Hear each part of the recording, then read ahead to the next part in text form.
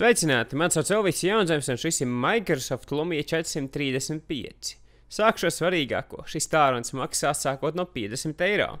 Par šādu cenu var nopirkt pārtiku 2 nedēļām, var arī uzpildīt automašīnu degvielu, aiziet uz kino 8 reizes, iepriekš pasūtīt Fallout 4 vai nopirkt vidējas cenu klases kurpes. Telefona industrijā 50 eiro skaitās superlēti, un parasti šādi superlēti telefoni ir arī attiecīgi struntīgi. Microsoft Lumia 435 man pasteidza to, ka tas nav struntīgs, tas patiesībā ir tīri lietojams telefoniņš.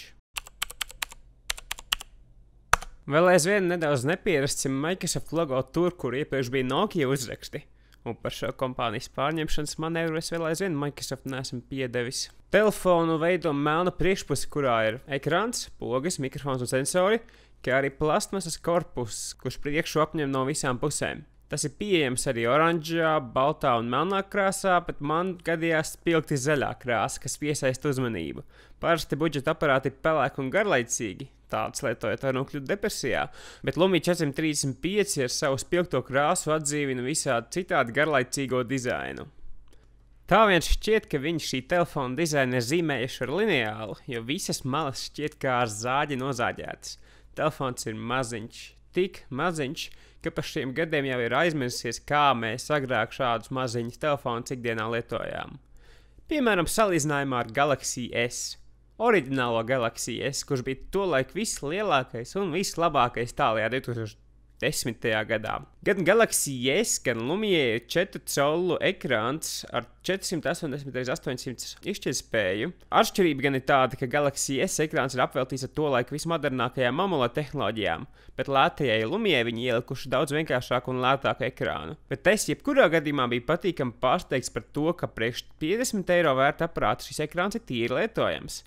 Protams, tas ir blāvs, tā krāsas ir diezgan pelēcīgas, tā maksimālais spilgtums saules gaismā ir knapi saskatāms, krāsas leņķī deformējas un tā virsma pamatīgi atspīd, bet esmu redzējis arī sliktākus ekrānus. Par spīti šīm nepilnībām es varēju salasīt tekstus un saprast bildes un video, kas ir labākais, ko es jau kad varētu pateikt par 50 eiro vietāruņa ekrānu.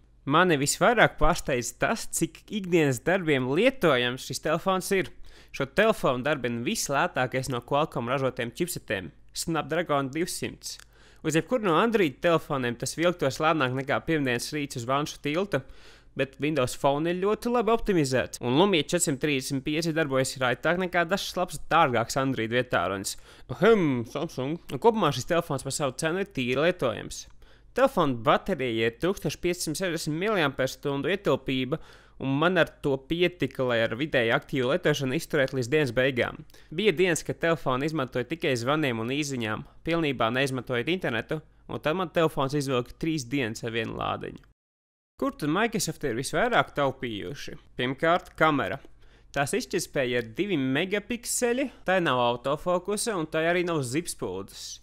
Kopumā labāk ir iztēloties, ka šī kamera neeksistē, jo lietot to nav ne mazākās jēgas. Bildes ir pilnībā nožēlojamas. Tad, kā jau es iepriekš minēju, ekrāns, kurš lai gan nav pilnībā nožēlojams, tas varētu arī gan būt labāks.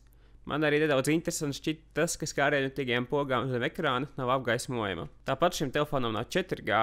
Tā brīvā atmiņa ir tikai 3 GB, ko gan var papildināt ar atmiņas karti, kā arī nav daži sīkumi, pie kuriem viegli var pierast lietojot dārgākus telefonus. Piemēram, otrais mikrofons, kas zvana laikā izfiltrē apkārtējos trokšņus, un gaismas sensors, kas automātiski padara ekrānu tumšāku vai gaišāku. Visā visumā par 50 eiro ar šiem kompromisiem var tīri labi sadzīvot, un šis telefons ir lielisks telefons skolniekam kā pirmais vietārunis. Varbūt tas noderēs arī kā pagaidu telefons tiem, kuriem vajag vietāruni tagad un tūlīt, kamēr iPhone vai Galaxy S6 stāv servisā. Vai varbūt tiem, kuri vienkārši grib labu un lētu vietāru un ikdienas darbiem. Tā kā jā, par 50 eiro bija gaidījis pilnīgi krāmu, bet patiesībā esmu diezgan patīkami pārsteigts. Paldies par skatīšanos, abonē šo kanālu, un ja tev patīk šis video, tad zini, kur pogu tev jāspiež.